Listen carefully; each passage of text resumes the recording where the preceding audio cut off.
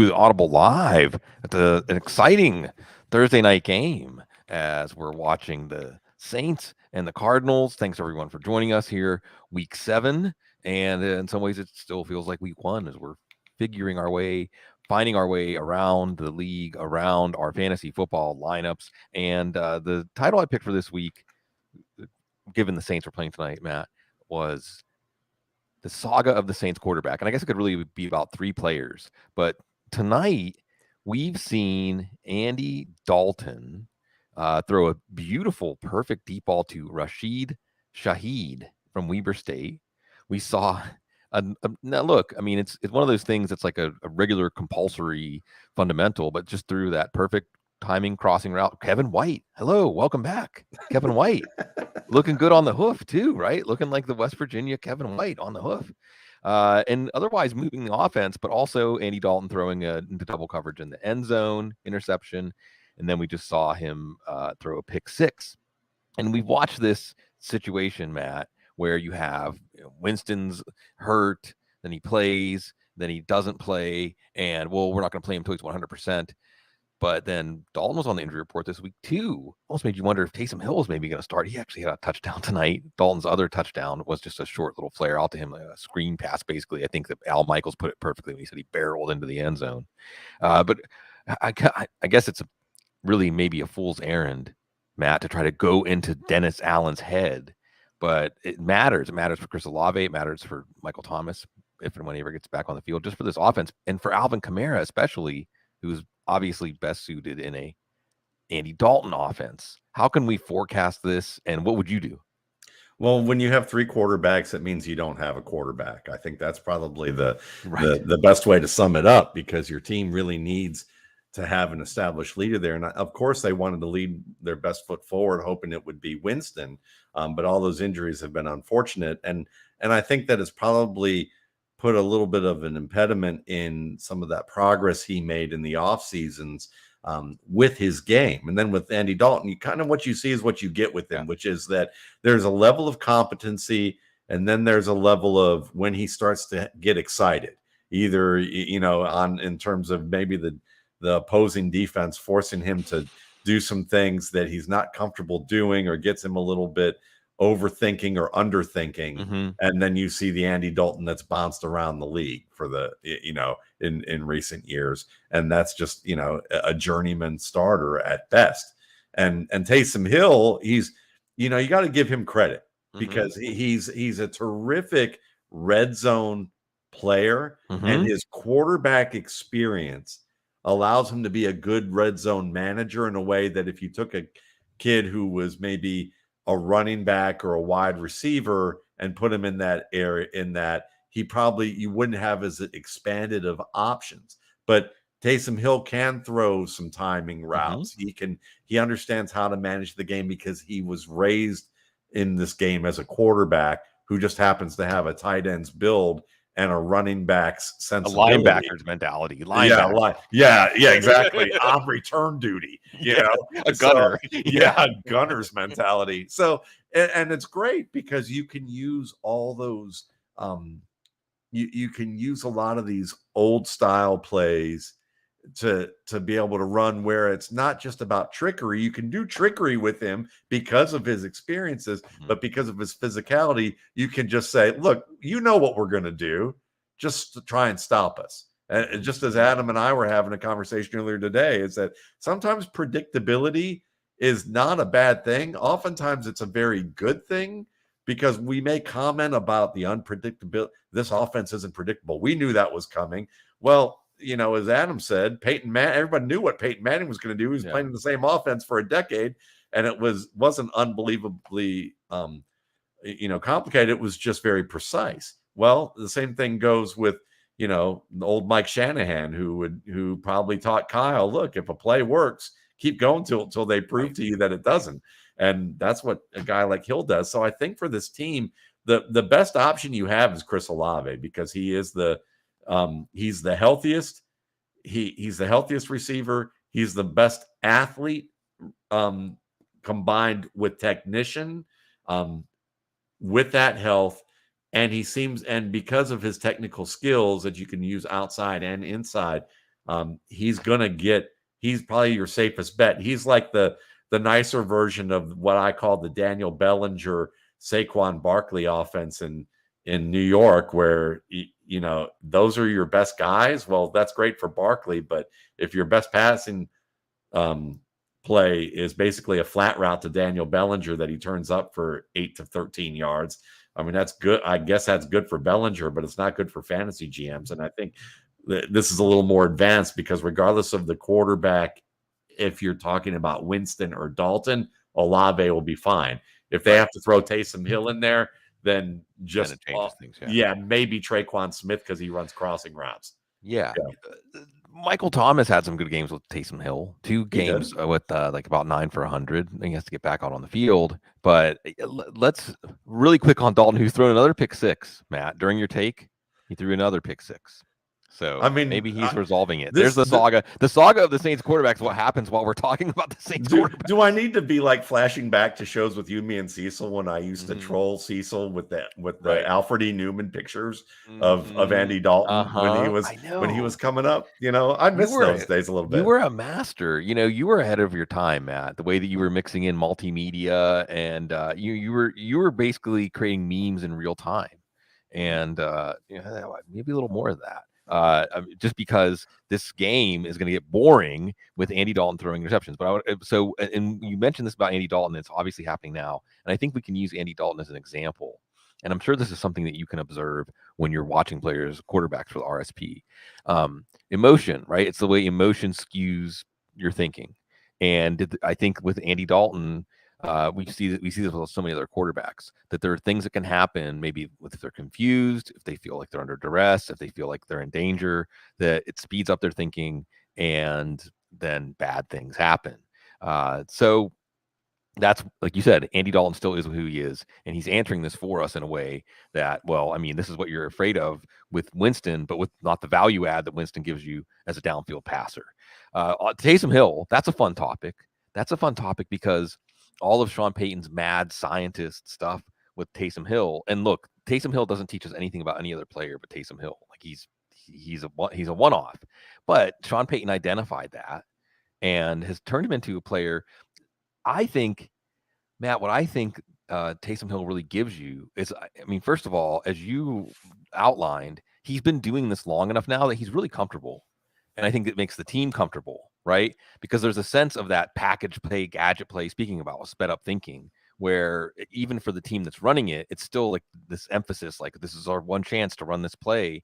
But the Taysom Hill mode in this offense, I mean, we really are on the verge, because of the groundwork that's been laid, of an offense that can have a quarterback by committee and pull it off. I mean, can have Taysom Hill out there as quarterback taking the snap 10, 15, 20 times a game.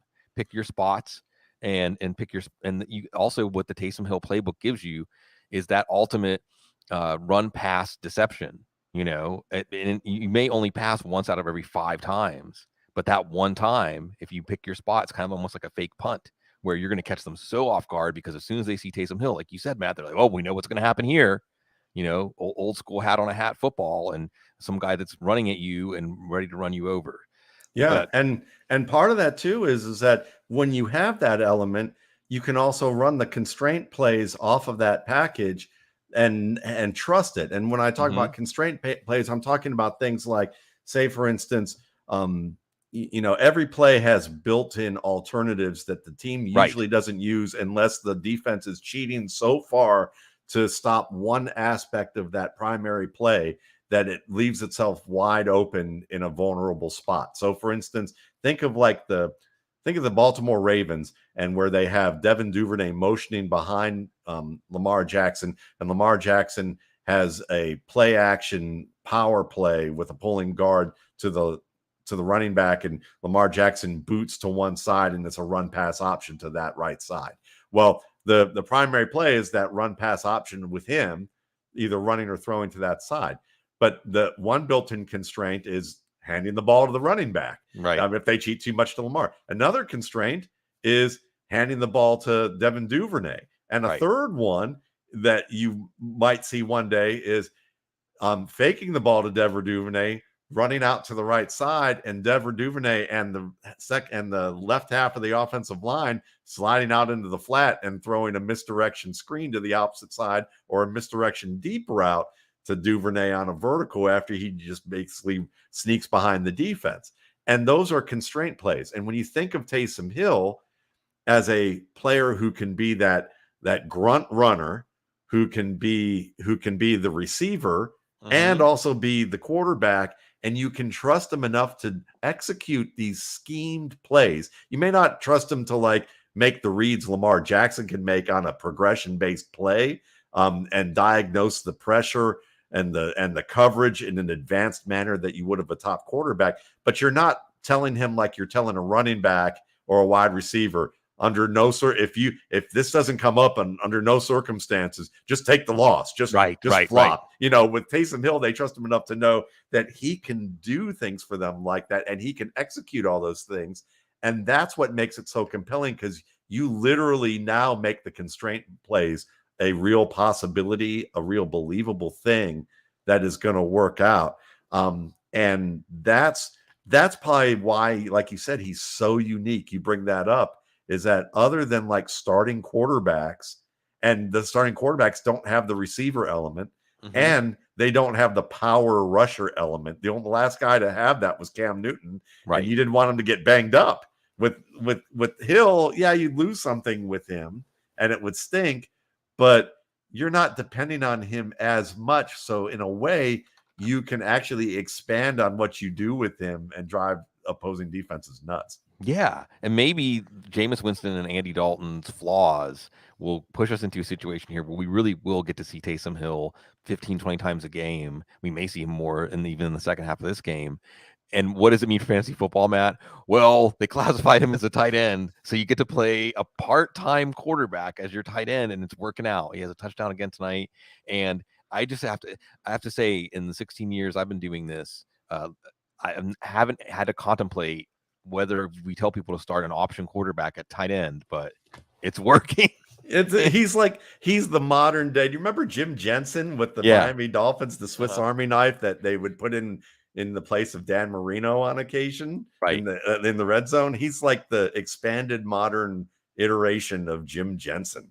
Yeah, you know? Yeah, it's fun. It's crazy. And although maybe not so much for Saints fans tonight, watching Andy Dalton on the other side of the ball, you're seeing DeAndre Hopkins getting some targets.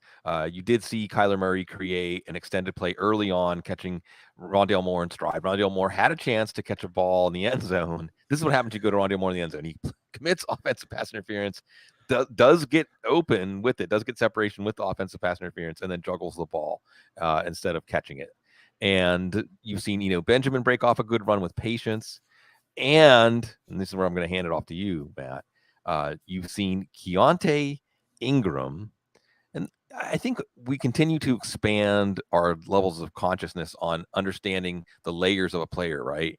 And knowing that Keaontay Ingram was such a coveted recruit, and understanding that he was in that rarefied air a long time ago, helped us be open to, because of the difference between the first and a sixth round pick, Matt. It seems like this vast gulf, but I think from watching players with RSP, it's not nearly as wide as the draft capital makes it seem.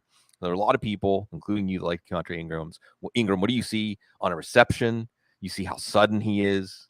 They give him the goal line carry, which makes sense. He converts. And we got something here. What led you to be high on Ingram, and have you seen that show up tonight? Yeah, I've seen it show up actually last week too, even though it was only 3 touches. His first carry was a 7-yarder. That was a really nice play. And even his second one, which was for a 2-yard loss, should have been for like a 5-yard loss, but he actually cut back against penetration and then made a beautiful spin to avoid a penetrating defensive tackle on the cutback to basically mitigate a loss. And so what you see with Ingram is a lot of what you saw on tape at Texas when he began his career, before his injury and basically a train called Bijan Robinson derailed that, and he ended up at USC. But he's a smart runner who understands how to run both gap and zone, so he's scheme diverse. and because they're opposite ways of how you run the football. He does that well. He's got terrific footwork, very quick twitch in terms of short area, and he runs on that edge of abandon. And when you run on the edge of abandon, you're usually fluid, you're quick, you can be aggressive, and you're creative. And that's where you want to be. And the guys that he always reminded me of, because he had the contact balance, he had good but not great speed, but very good acceleration, good hands, and power, in addition to the vision, were upside version of him. The ceiling is Kareem Hunt. The floor is Chris Ivory. He's somewhere in between those two guys. That's not a bad set of outcomes, period. Not at all. And because Ivory was just really injuries and fumbles. Right. It was injuries. Every time it seemed like he was really building momentum in his career, he would have some sort of soft tissue injury or something that would slow him down. Because I think even the Jets, at one point, the Jets kind of signed him to be their guy. Yeah, they did. And so you have to think about it this way with Ingram, because the question that I think a lot of fantasy GMs will have is, well, how come he hasn't played until now if he's so intriguing? Right. And the answer is actually Benjamin, because they drafted in the 6th round. They signed Darrell Williams before that to free agency. So you have to look and say, well, we got Darrell Williams basically as our backup to James Conner, plus a third down hedge to losing Chase Edmonds. And that was, I think, their original plan. Then they got Ingram in the draft and thought, this is a talented guy afterwards that we're going to take a flyer on, because he's available, and a lot of these good running backs dropped later in this draft. And then what created the mess was that they didn't expect Benjamin to learn how to pass protect. Right. And when he did, that solidified his talent in the skills that he had as a scat back, and he became the Chase Edmonds guy and vaulted both, because teams aren't teams don't know what they have in a running back until they see him in live action. So they knew what they had in Benjamin as a runner. They didn't know what they had in him as a pass protector. They knew what they had in Williams. But when they would see Ingram in the preseason, Cliff Kingsbury said, we're intrigued by him, which is code for, we don't know whether we can trust him, but we like what we're seeing right now at this stage of the game. So they felt forced to keep him, even though they had those 3 backs and Jonathan Ward, a key special teams player. And it took all those injuries to Connor, Williams, and Ingram and Ward, who's on IR, for Ingram to get his shot. But as I joked this week, even after watching 3 plays, it was apparent that he's not confused. He seems pretty on point with what he needs to do, and he looks like the player that showed up on tape. So I was joking the other day. I said that, Kenneth, did you hear the joke about Kenneth Walker, Najee Harris, and Keaontay Ingram walking into a bar? And, Pete Carroll and Mike Tomlin recognized their starting running back, but Cliff Kingsbury mistook his future starting running back for a busboy. That's basically where we're at right now, is that it's probably not going to happen this year, but what we're seeing today may earn him a few more carries and allow Darrell Williams to maybe have a longer recovery timetable.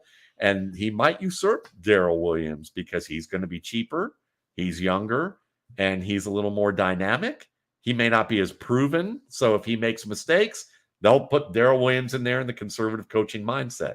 But he also has the chance in a year from now, 2 years from now, he could be the lead back in this offense or another offense. I like the way you set up the joke, because I think that it would be surprising to all of us that how much this is an on the couch topic. I can't help but go to on the couch Thursday night. We always say a Thursday night topic, right? Yeah.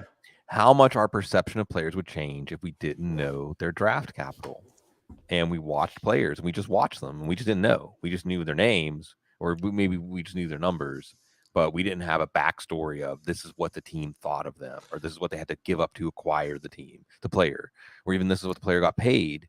And I would guess that we would have more valid observations. And go ahead. That's how I operate. That's Yeah, why I that's didn't know basically that. the ethos of the That's RSP. Yeah, that's why I didn't know that Lamar Jackson won the Heisman until I watched 5 games of him, and 8 months after he had won the Heisman. But right. it's the hardest part for You're Rip doing Van Winkle.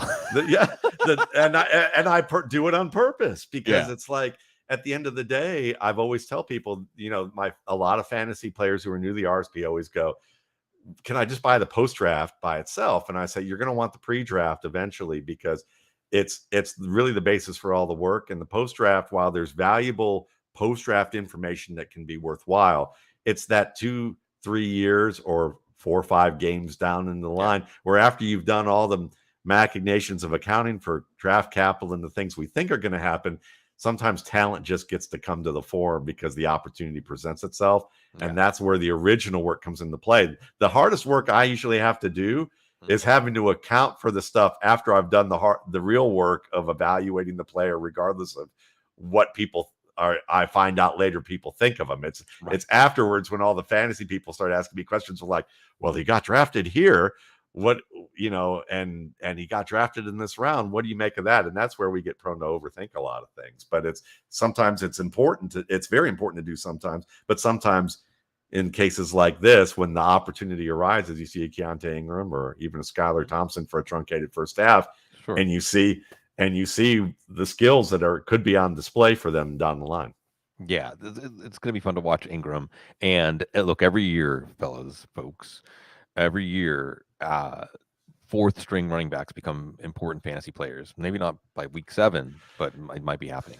I want to ask you about a couple of waiver wire darlings. I got real excited. Sometimes I just get excited. I spin my wheels. And the more I think about players as the week goes on, I have remorse that I didn't give them a higher priority on the waiver wire report. I make sure, when I project them, that I want to put my beliefs in action through my projection. There's 2 rookie wide receivers. It's all about rookie wide receivers this year, and not even just the rookie wide receivers, the 5 rookie wide receivers in the first round. We're watching Olave tonight, but there's so many, right? And I think on the waiver wire show this week, Matt, we talked about Khalil Shakir, we talked about Alec Pierce. But those aren't the guys I'm going to bring up, although we can talk about them too. Khalil Shakir is a guy, every time I think about it, Matt, I think at some point this season he's going to matter in fantasy football. He looks good. Yeah. He looks good, and he's attached to Josh Allen. So what more do you want? But there's 2, and you might have had to choose between them, and you might be thinking about whether am I going to put these guys in my lineup right away. I want to frame this for you as if you had to pick one, okay? And you know who the 2 guys are going to be. You have Wan'Dale Robinson, 15 snaps, 3 receptions, 37 yards, a touchdown. Massive opportunity in the Giants offense, which appears to be functional. And this revolves around offenses that have exceeded at least my expectations, Matt. So, I mean, I might have just be late speaking about Rip Van Winkle. I didn't think the Giants offense was even going to be functional, and it's at least functional. What could it be if you actually have competent receivers? Maybe Wan'Dale Robinson, that guy. Also, you can scheme the ball into his hands as a runner, like Tyquan Thornton last week. Got a touchdown as a runner, 3 for 14 as a runner, 4 for 37, and a touchdown as a receiver. Like when it was his second week, he's come back from a collarbone. Robinson coming back from a knee that he suffered in week 1 after 9 snaps. And the Patriots offense, I was probably, it's my Adam Harstad. Speaking of Adam, he was right. Let's not really doubt Bill Belichick when he does something unorthodox. Let's not doubt him. And I suppose I just wanted to believe that it just felt kind of dirty, right? Bringing in Matt Patricia and Joe Judge and not even giving them the title so they can get paid more money. And, Matt Patricia, I think, thought a lot more of himself than his players did and so on. You really saw what they did to Detroit, too. Maybe there's a message there. But not only is this offense functional, or if they're not embarrassing themselves, but they're embarrassing defenses now, right? They embarrassed Cleveland. And maybe Bailey Zappi is some sort of revelation, but chances are it's just that he's executing the offense. I mean, the receivers were getting open. The offensive line is outperforming expectations. Also, offensive line play. And enter Tyquan Thornton just at the same time that Nelson Aguilar, not doing well, not active. Kendrick Bourne, who's already been through some ups and downs as far as how the team feels about him this year. Maybe he's on the trade block, opening up opportunity for him. So there's a runway for Tyquan Thornton, 2 touchdowns. Wasn't even a full-time player. He's going to face Chicago on Monday night. Robinson's going to face Jacksonville. I call it the Coughlin Bowl on Sunday. If you could pick one, who would you pick? I'm going with Thornton right now. And that's who I recommended in the replacements this afternoon. Mainly because, like you said about Bill Belichick, I think it's easy to want to doubt that, especially after you saw the disaster that was Matt Patricia, and that they were running a wide zone with a gap type offensive line early in the season. Right before the season, that they're scrapping some of the stuff they've spent all summer installing. Right. Yeah, but here's the thing. Every year we see that the Patriots try things and then say, you know what, we're going to adjust our game plan. And who's the best at adjusting their game plan? It's the Patriots by far. So we've got to learn that as long as Bill Belichick's at the helm, they're going to be able to be flexible. And they're going to recognize when something's not working and going, yeah, forget that. Let's go back to what we do well. We've got these big, tough running backs. Why are we trying to have them run outside zone? So, and yeah, I know we drafted Pierre Strong, but whatever, so this, they have the rest of these guys. I mean, we got Ramondre and Damien and even Kevin Harris, who they drafted. But you look at that, and then with Thornton, I think part of it is that they are using him as kind of a mini Deebo Samuel. And I don't want to, I don't want people getting too excited by mentioning Deebo Samuel, because I don't think he's going to have, 400 yards rushing and 8 rushing touchdowns at the end of the season. But I do think it's likely that he had 2 carries in his debut 2 weeks ago before he had the 4 that he had this week. So there's obviously a desire to hand him the football as much as it is to throw him the football. And that's part of what they've schemed to do.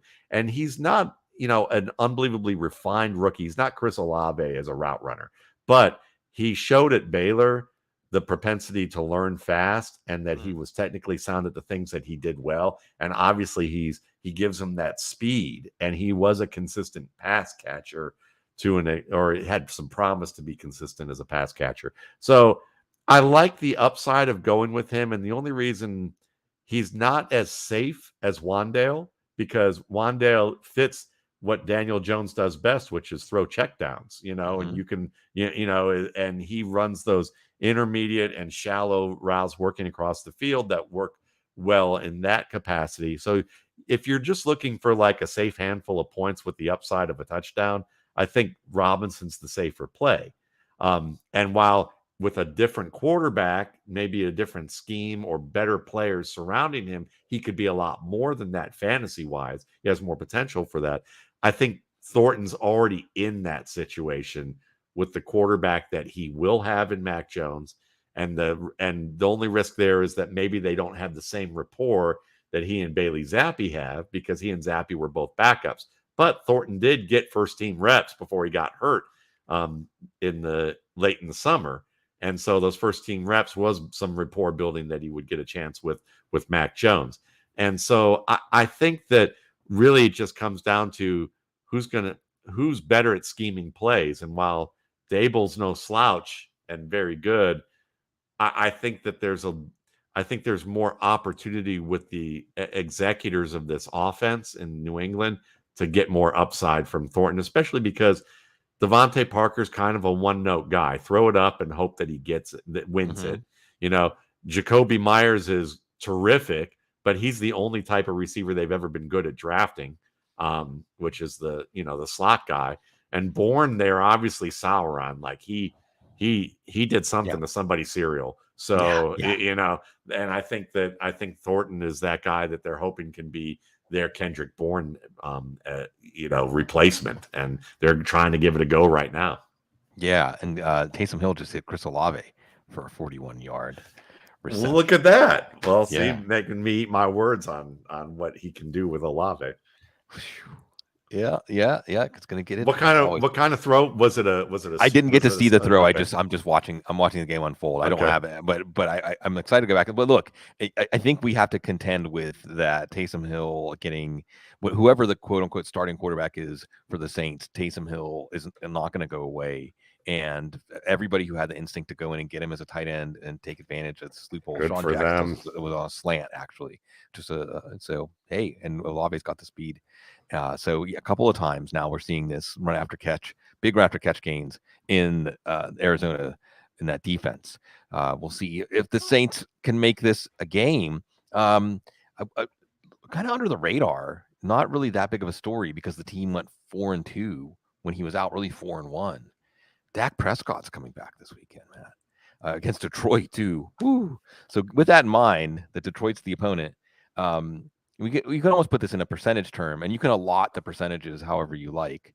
We don't have to really get specific, but this is how I'm thinking about it, Matt, is what percentage increase in value are CeeDee Lamb, Michael Gallup, Tony Pollard, Ezekiel Elliott going to have? Maybe even Dalton Schultz, but he might be on your waiver wire.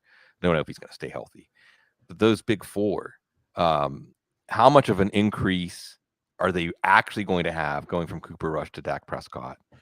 And how much of an increase does the fantasy football community think? Because I think the fantasy football community is underrating that boost that's coming for them. I wrote about that this week too, and one aspect. But like I would say, Lamb, you're probably going to see maybe 8 to 10% increase. I think you'll see a big increase for Gallup. Maybe a 15-20% increase for him.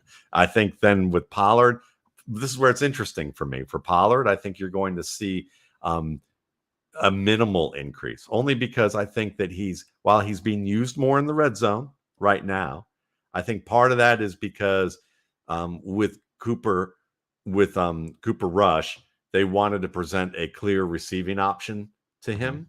And use them in certain ways that they could try and confuse defenses with tendency, as opposed to we're just coming at you with Zeke. So I think that, and based on what we've seen with his efficiencies, I don't think his efficiencies can get that much higher. I think he's near his ceiling. But Elliott is the one. Yeah. And while I like Elliott, but I told people to double down this week on Elliott. If you are struggling and you need, like, say you have overpay for him, either that, or you might be able to even get him at a deal, only because everyone's looking at him and saying he's RB26, Pollard's RB28. Right. They're in a split. The red zone touches are still there. Pollard's more efficient, but here's the magic number. Ezekiel Elliott is 7th among running backs in rushing attempts. All the other running backs with rushing attempts that high are top 12 fantasy producers, and all of them have a quarterback, like a legit quarterback, like a Dak Prescott, and had legit receivers. So you mean to tell me that Ezekiel Elliott's efficiencies aren't about to go up a good 10-15%? You can probably, if you're one of those teams where you have like a stud running back, like a top 5 running back, but you need at least 2 positions to be filled to be competitive, because you're missing like a receiver, but that, or a PPR premium tight end or a good quarterback, and that if you give up your top running back, you've got to get 2 players in return. You got to somewhat shore up your running back position, and hope you get more value from it and get enough value from it and get the top player. I think if you package your stud running back with somebody else, and you can get Elliott and a decent receiver in return, you might wind up with a top 12 running back by year's end. Yeah. Because here's the thing. At worst, he's still splitting time with Tony Pollard, but likely to get the same number of touches, which means that he's on track for a top 12 touch rate. And at best, Pollard's, the percentile may be similar right now in terms of red zone touches, but maybe that's due to the amount of touches we've seen between the 2 backs. As we start to see more touches rise, we may see that Elliott starts to get more opportunities in the red zone. And there's probably going to be more opportunities in the red zone because Dak Prescott's leading them. So as a result of that, he should get more touches. And if he becomes more, red zone friendly, he's probably a top 7 to top 12 running back. It won't take long for him to get there. And if you've seen him on tape, he looks just fine. He looks just like the running back he's always been, minus maybe the Pollard-esque speed that he had coming out of Ohio State, which is not that important. he looked as good as he's looked all year last week. He looked great on his touchdown run. And he Yeah. just looks like um, there's a way that Ezekiel Elliott ran that you can go back to Ohio State where I mean it's just with abandon basically, you know. I mean Dude, the funniest thing in football for me that mhm. just the thing that just I just laugh every time I see it is everyone watching a running back against a Philadelphia defense make 3 defenders miss in the backfield for positive yards, and they say he's cooked, or and I'm just like, I don't know what you want, and I don't know what you see. It's like you've got no, the you're right. You're right. blinders on. I think it's clear that when he slowed down last year, it was because of the knee injury. Yeah. So going back to the question, and I think you and I had the same idea about this, is the big winner's Ezekiel Elliott. And from a real simplistic standpoint, right? Where does Ezekiel Elliott's value come from? It comes from touchdowns. And they're going to score more touchdowns with Dak Prescott. I mean, much. I mean, there's no way to even quantify the level of quality upgrade in the offense going from Cooper Rush to Dak Prescott. And like you said, the attempts have already been there, even though he's not getting the kind of favorable game scripts that he should get. And I think Pollard is still going to be. Let's just say he'll be more enticing. He'll be more enticing because he'll play against more stressed out defenses. Sure.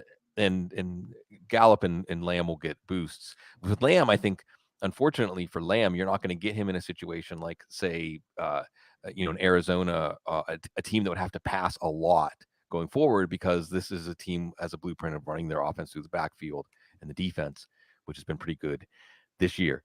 Let's see, what else can we talk about that's coming up this weekend? Let's go a big picture topic here, okay? Okay. And we're guessing, and it seems like that maybe the Christian McCaffrey trade is going to happen sooner than later. And we can dissect that. We get into like sports talk radio speculation kind of stuff. Okay. Why, what goes into that. But Joseph Person, who's covered the Panthers for a while, tweeted out something to the effect today, Matt, of like, you wonder if they haven't traded him by Sunday, what's his workload going to look like? There's fancy implications here. I mean, if he's even openly speculating about this as a beat writer, Matt, then you do see a team, and it sure does make sense to recoup the asset, whatever you can, cash in McCaffrey, probably. Peter Schrager said multiple first-round picks. They're not even going to get a first-round pick, but they've been giving away so many picks for these quarterbacks that they need to replenish some of what they've given away, and you're basically going to hit a reset. Are you more inclined to think that Christian McCaffrey, while he might not be truly foundational if he ends up somewhere, will be in so much of an improvement in terms of offense, it won't matter, and it will make his value go up, and he's still a top 5 running back right now in PPR leagues? Or could he, if he goes to a San Francisco, if he goes to Los Angeles with the Rams, those are the 2 teams mentioned the most, the Bills to an extent, that he would not be touching the ball 25 times a game, and you're going to actually probably wish he was still back in Carolina where he was catching 6, 7, 8 passes a game. And feel free, if you would like, to just go off to the general topic of the Christian McCaffrey trade, whether you think it's going to happen, Carolina and where they're at in their franchise arc, and Christian McCaffrey probably getting off of that train. Well, I think Christian McCaffrey is one of the most talented inside runners in the NFL. And in addition to the fact that he's the most talented scat back in the NFL, he is probably one of the 2 to 3. Real quickly, define, when you say scat back, what would you have next to that in the Matt Waldman Football Dictionary? Right now, I would probably say that's a bad version of a scat back, but Tevin Coleman would be a scat back. A guy who Reggie Bush would be. Okay. Reggie Bush, before he got tough in Miami and figured out how to run again, was a scat back. So a scat back is someone who doesn't invite contact, doesn't use that as part of their toolbox. It's more about a role more than it is what they do or don't do. I'd say it's more role oriented, where it's like the purpose is to try and get them in the space. The best scat back in the NFL right now is DeAndre Swift. Yeah. He's a scat back. Even though they run him in the middle of the in between the tackles, they tend to use him on plays that are out of pass oriented looking sets. They use draw plays. Travis Etienne is a scat back. You know, he's a guy that you're not asking him, you're asking him to run through bigger lanes. You're trying to set up bigger lanes for him based on the play design, not whether you get them or not. You know, and also to use him more as a kind of a blend between running back and receiver. He's a check down option or a big play option up the seam type of thing. So yeah. So you know, McCaffrey is the size of a scat back, has the skills of a scat back. He's the closest thing to Marshall Faulk that is in the game right now.